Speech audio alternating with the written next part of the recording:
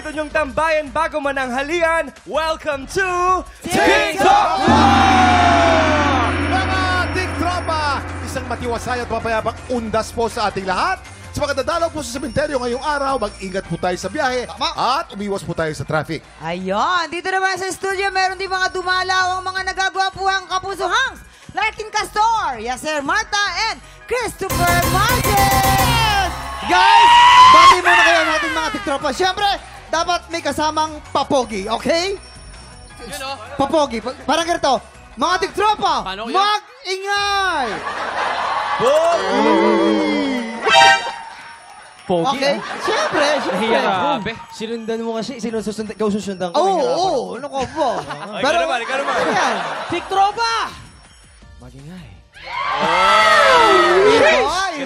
Galing. Kaya ano eh. Sige. Larkin. Mga TikTropa! I love you.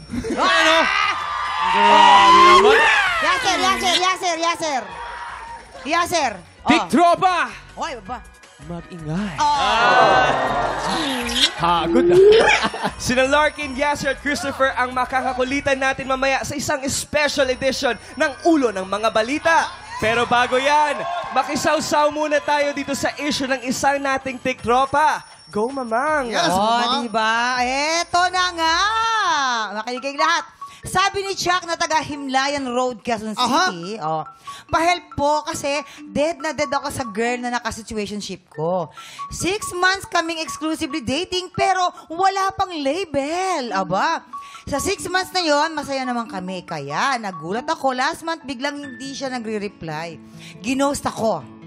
Walang pasabi-sabi, walang paramdam, bigla na lang siyang nawala. Pero sure ako na hindi siya namatay. Kasi nag-update ko siya sa social media. Nasa Himlayan Himlayan Road. Pero hindi na siya sumasagot sa kahit na anong chat o tawag ko. Gets ko naman na ayaw na niya, pero feeling ko, deserve ko naman na replyan kahit once, di ba?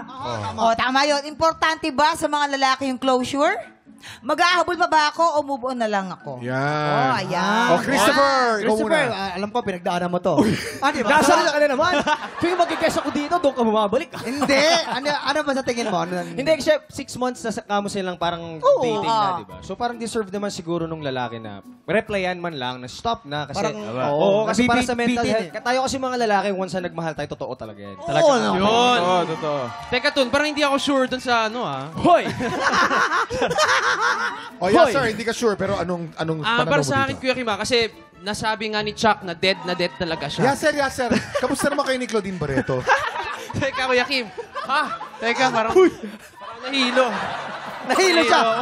Okay, next. Sino sasagot? Larkin, ikaw naman. Ako, syempre, para sa akin, mas mabuting unahin niya na yung sarili niya. Maging masaya siya. Kasi syempre, self-worth pa din, di ba? Hindi naman, wala namang taong deserve mag-ghost. So, pero pwede naman siyang multuhin. Pwede nga.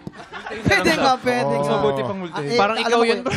Kuya Kim, iba-iba yung kanilang. Iba-iba. Basta, importante, nobody deserves na mag-ghost. Si Ed Kaluwag lamang. Oo, tama yun. Pero Ang ganda ano, nun. Kuya Kim, hahabulin ko yan eh. Ano? Hahabulin ko yun kasi dapat kailangan ng closure. Feeling ko 6 months, dapat proper eh. Tapos pag ginawa ng maayos, okay, good luck sa'yo. Tapos separate na. Communication is key. Communication is key. Very important. Para hindi ka ba? Oo, tama. Ayan, sige, i-close na natin ang usapan. Pero dapat talaga, pag-uusapan ng maayos para wala kayong nasasagasaan, wala kayong nasasaktan. Para malinis yung... Tama. Tama. Baka titropa, gusto niyo naming marinig ang opinion nyo dito? Sugod na sa official page ng TikTok Lock at maki-comment na. Time check! Sina Larkin at Yaser po at Christopher po ang makakasama natin sa balitaan na may masayang hulaan. Ulo ng mga balita na sa pagbabalik na!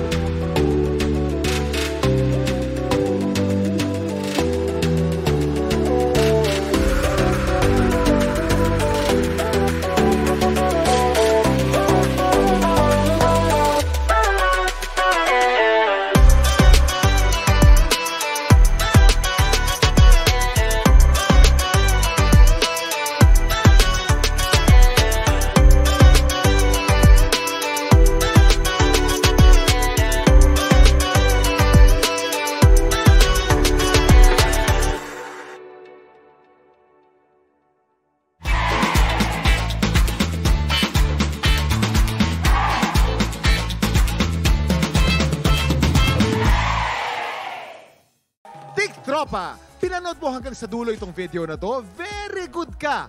For more happy time, watch more TikTok Lock videos on our official social media pages and subscribe to GMA Network official YouTube channel.